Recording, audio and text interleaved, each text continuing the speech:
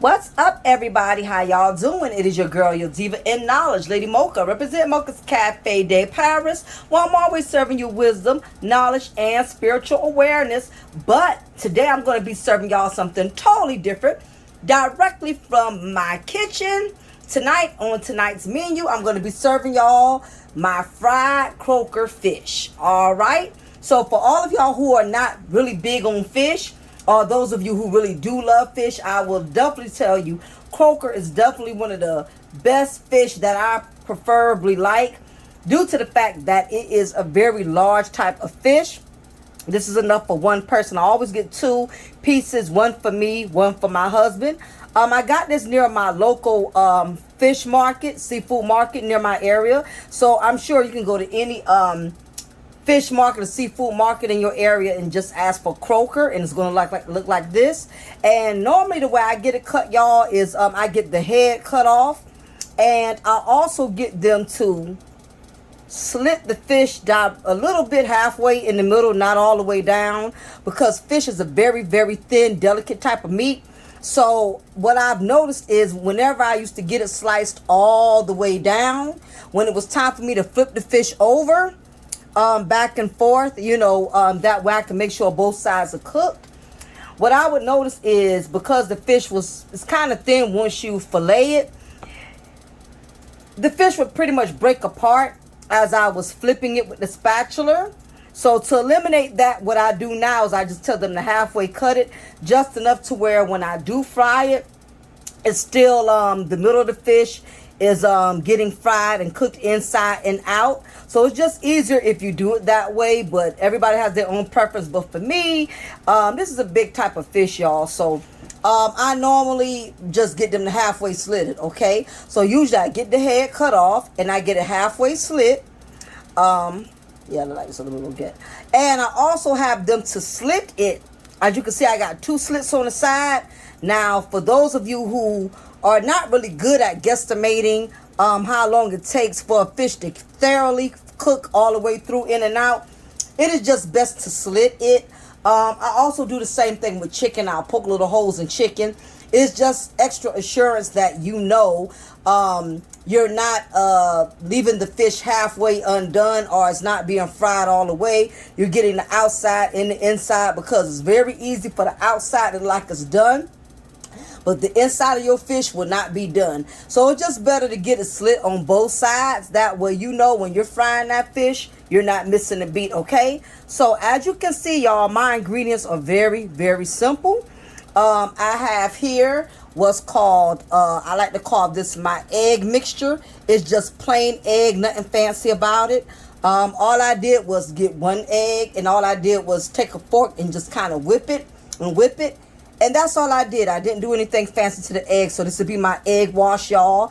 And the reason I'm using the egg wash is because after we're done seasoning it, we're going to brush some egg over the fish. And when I tell you, you brush your egg mixture on the fish, and then you dip it in the flour, it makes the fish so much crispier. It makes it taste so much better. I use egg wash with fried chicken. I use it with shrimp. I use it with everything. It gives it that extra crisp. A lot of people don't know this, but it's a simple secret. It's a simple little tip that actually makes a big difference whenever you're making your food, okay? So for my ingredients, whenever you're frying food, okay? So for my ingredients, it's pretty simple. Fish, seafood, whenever it comes to fish or seafood, it's a delicate type of meat, so you don't have to over season it a lot. You just got to know what type of seasoning would be the best type of seasoning when you're using your fish, your chicken, or whatever. But tonight we're talking about fish. So the first thing that I use is Tony Chachere's Creole seasoning, y'all. This is one of my favorite seasonings. You can get it at your local Walmart, your local grocery store. You can get it anywhere. Doesn't make a difference. It's pretty popular. Now, this particular seasoning is kind of hard to find. I did get this from I just so happened ran into this at Walmart. I go to Walmart for practically everything. And this is the Riega Organic Garlic Seasoning Salt. Himalayan pink. Yeah, Himalayan pink, y'all. So it's like a pink garlic type seasoning salt. And it's really, really good. And the good thing about it is you don't have to use a whole lot of it, because it's a pretty good seasoning, and it serves the same purpose as Creole. They both have the same level of saltiness, so you don't have to use a whole lot of either one. But again, this is the Riego Organic Garlic Seasoning Salt Himalayan Pink, which is good stuff. Now, at the end of the day, you can use any type of seasoning you want.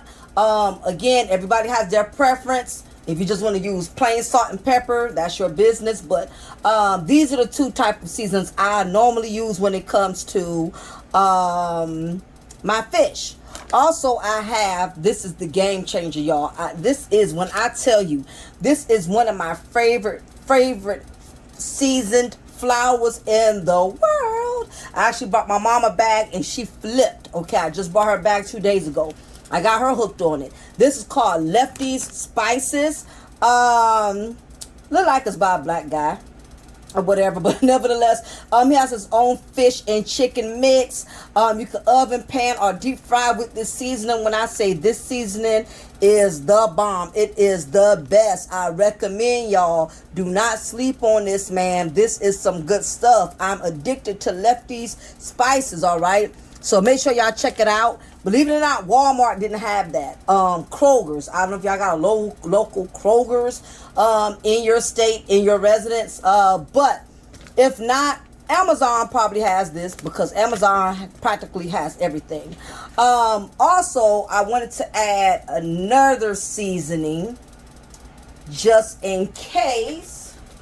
But y'all really don't have to use this one. But this is just another one that's pretty good. Everglades seasoning, all-purpose seasoning, is also good. So every once in a while, I will throw this in there too. The name of the game is just don't be so heavy when you're applying your seasoning. Just don't overdo it. You know what I mean? Because black folks, we can get real extra when it comes to seasoning now.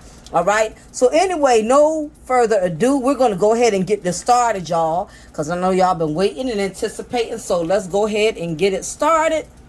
So I got to grab me a Ziploc bag, y'all, for this flour seasoning, because we got to make sure this is done. So you just get a regular Ziploc bag, y'all, nothing fancy. I used some of the seasoning the other night, so this is the reason why I still have a little bit in the bag. Like I told y'all, I'm addicted to this seasoning. I use it on everything, not everything, everything. Okay, so again, y'all, it's the game changer. Don't sleep on it. All right, so as you can see, I got a little bit. I got just enough. If I need to do extra, I can always do extra. So this is how we're going to do this. So we're going to start with the first piece of fish, everybody. Again, we want to be light with the seasoning, because the Creole seasoning is so strong enough, you don't have to do a whole lot. All right, so as y'all can see, I season the outside. I lightly brush the inside of the fish with the seasoning. And make sure y'all get in them cracks, y'all. You got to hit them cracks. I'm going to tell y'all something. Creole seasoning will make you sneeze. I'm like, for real. This is something about Tony Cashier's Creole seasoning. See how I'm doing it lightly? I'm not overdoing it. Something about Tony Cashier's seasoning, it will make you sneeze. And it's not a spicy seasoning. I don't know why. Because I don't do spicy stuff. I just don't. I can't enjoy my food if it's too spicy. But if you want to each his own, you can use your little spicy seasoning. Now, next, we're going to use my garlic Himalayan pink, y'all. And again, just brush it. Just brush it. Just a little dabble. Just a little dabble. We ain't got to be extra with it. Now, another little simple trick, which is not a big deal. Y'all may not think much of it. I love to use paper towels when I am seasoning my fish. And I always recommend to any of you, when you're done washing your fish, and if I didn't tell y'all to do that, please make sure y'all wash y'all fish. Wash it off, rinse it real good. Simple rule, but you'll be surprised. A lot of people do not wash their meat. They don't rinse it. I don't know why, but some people just don't, which is hella disgusting. But I always wash my fish. And again, it's just brushing, y'all. I'm not going to do the inside too much. And it's all about just brushing it. That's all. A little sprinkle, sprinkle, sprinkle, sprinkle. Sprinkle, sprinkle. Now, as I was saying with the paper towels, whenever you first rinse off your fish, I always recommend you put a piece of paper towel under the fish and over the fish. You take your paper towel.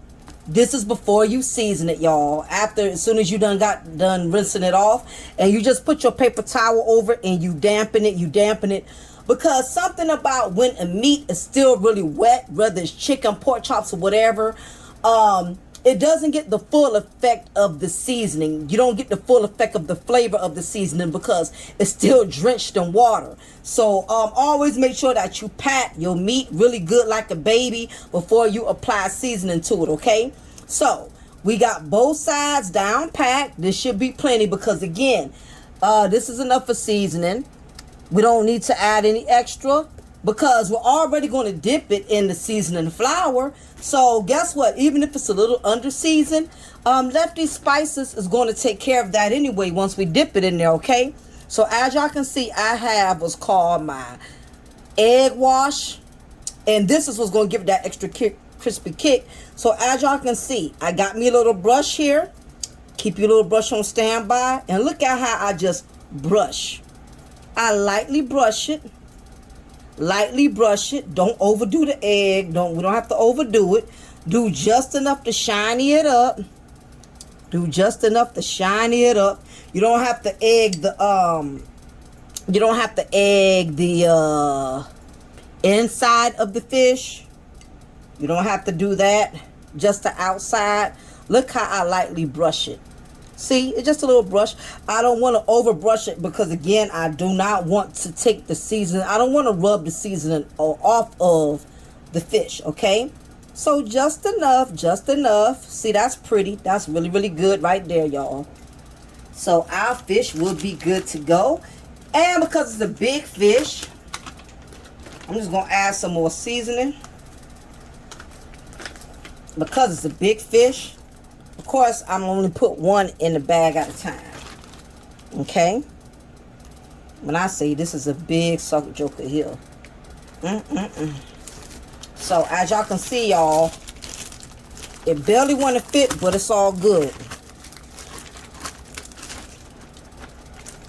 This is the purpose of Ziploc bags. Alright, so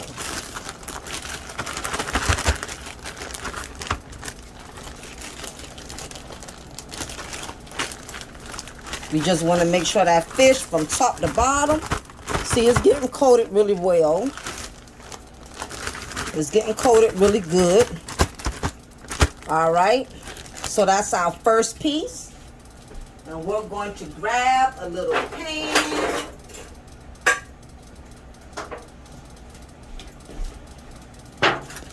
Doesn't matter. Just make sure your pan is clean. And grab it by the tail. Look how well floured this piece of fish is, front to back. That's how you want it, right? So we're going to put Etna on the side. I'm going to name my fish Etna and Charles. So Etna, as you can see, is floured perfectly. She's going to be ready to go, y'all. I'm going to do the same thing with Charles. We just going to brush her lightly. Brush them lightly. Okay? We ain't got to overdo that. We want to turn them over. Same thing.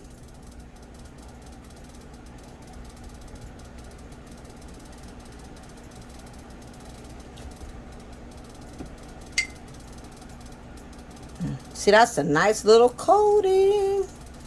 All right, that egg is going to get it nice and coated. And we're going to do the same thing with Charles.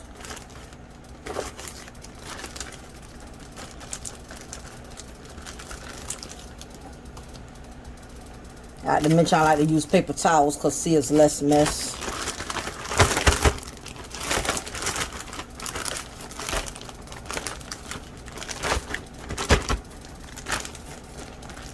And make sure you have it nicely coated. Big pieces of fish, y'all. See, look how well coated that fish is. All right, we're getting ready to pull it right on out.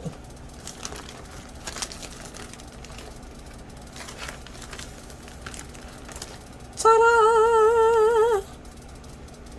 That's how we want it. Nicely coated, y'all. Front and back, y'all. And see, that's the beauty of egg. Egg is going to make that flour stick, hunty. That's going to make it stick. So, while I have my coated fish with my Lefty's special seasoning flour coated really good onto the fish, I'm going to go ahead and get my frying pan started. I'm going to use a medium-sized skillet. And, of course, I'm going to show y'all what kind of skillet I'm going to be using. I'm going to use a medium-sized skillet. I'm going to add some hot grease to it. And we're going to start frying these two bad boys, okay? We're going to fry up Edna and Charles, all right? So, stay tuned while we get prepared for the frying, y'all. All right, y'all. As y'all can see, I have my pan of grease hot and ready. It's just a regular skillet. Nothing fancy. You just want to get a skillet big enough where it can fit 2 pieces of big fish in it. The bigger the pan, the better. So to make sure the grease is hot, dipping just a little bit of flour in it. And that's pretty much a good sign that the grease is nice and hot enough. Now I recommend, since these are some big pieces of fish, you put it in between 4 to 5. That's my stove setting, from 4 to 5. You don't want to have it too high where only the outside is cooking but the inside isn't.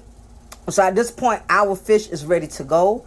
Don't worry, the end of the fish is going to stick out a little bit, and that's to be expected.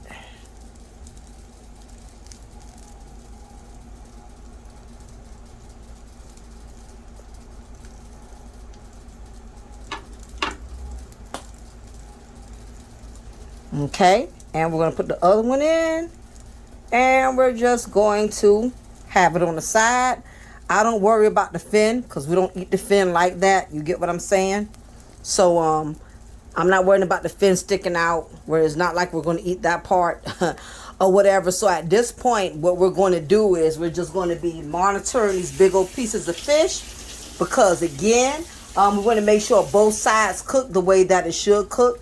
And the object is that when you flip it over, you got to do it slowly because you got them both so close together and they're big pieces of fish. And if you flip them over too fast, the grease is going to pop you. So be mindful because the grease is really hot. So make sure you take your time. You can use some tongs and flip them over, or use a spatula or whatever your preference is. But the key to it is basically taking your time and flipping the pieces over. So I recommend that you flip the pieces over at least every 7 to 8 minutes until both sides are nice and crispy. So that's what we're going to continue to do. I will probably say overall you may be looking at maybe 15, I'll say probably about 20 to 25 minutes by the time your fish is completely done on both sides. So like I said, just prepare to do flip the pieces of the fish over every 6 to 7 minutes on both sides. So we're going to do that and see how that goes. So I'm going to go ahead and just pause. And again, we're going to flip every 6 to 7 minutes. If it takes you a little over 25 to 30 minutes, that's fine because everybody's stove is different. Everybody's temperatures is different. So you have to kind of play it by ear a little bit. But the good thing is fish does not take a long time to fry. So we're going to go ahead and start doing our turns and start flipping our fish over every 6 to 7 minutes.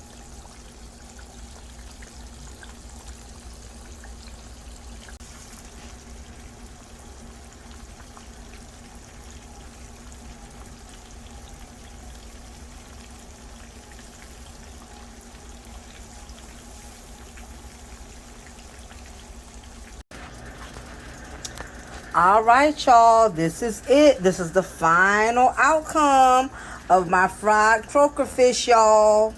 As y'all can see, it's been cooked all the way through. Now, the best part with fish, I could either make this as a sandwich or, as in my case tonight, I'm going to have it with some homemade yellow rice that I made, y'all. So I'm going to have the fried fish tonight with my yellow rice that I made the night before.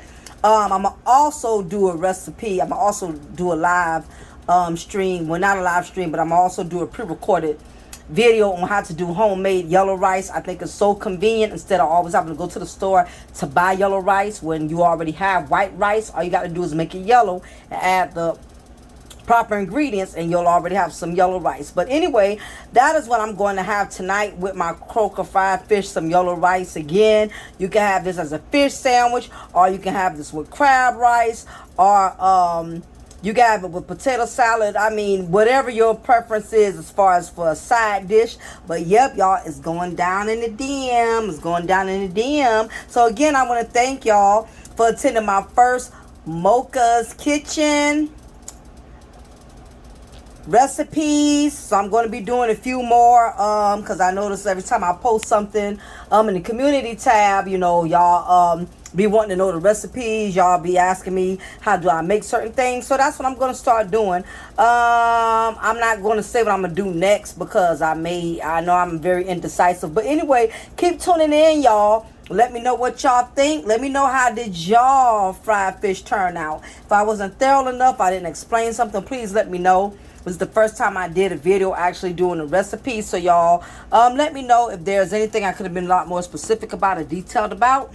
But other than that, y'all, I am going to go ahead and shut it down. I'm going to have my fish with my yellow rice and a glass of wine. So until then, remember, this is Mocha's Cafe de Paris, where I'm always serving you wisdom, knowledge, spiritual awareness, and fried croaker fish, y'all. Take care. Blessings. Bye.